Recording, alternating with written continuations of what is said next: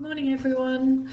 Right, so today we're going to be going back to that idea of boasting a little bit when it comes to persuading, but remember we need to boast from both parts, both sides of the argument.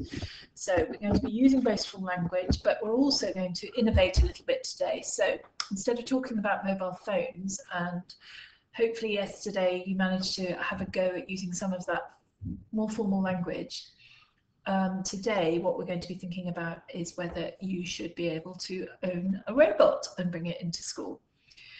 Now, not many of us do have robots, but I should think, owning a phone or owning an Alexa or any of these smart technologies might be just a little bit like owning a robot. We do ask our computers to do various things for us. They're almost forms of robots. So we're not not too far ahead.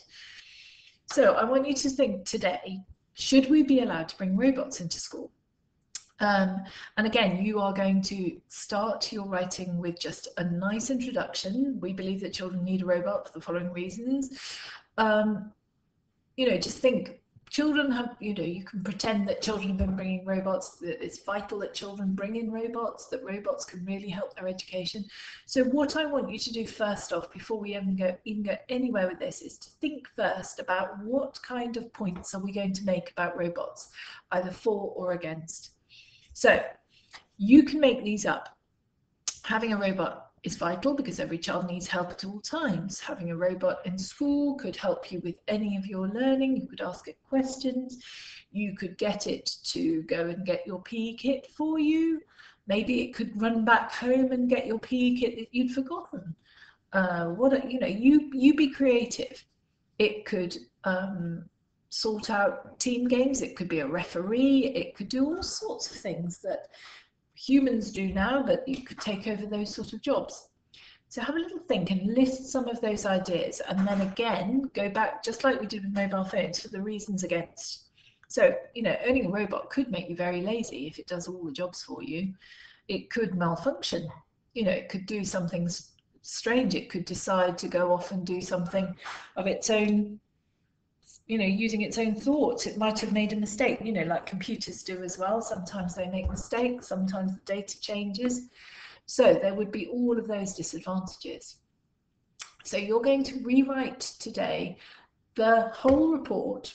So you're going to start with a short introduction about having robots and how robots are in our world, and then how children should be allowed to bring in robots. So your first paragraph will be all of the pros, the reasons why robots would be really helpful in school, and then all the cons. And you're going to use that formal language. You're going to think about those generalizers again.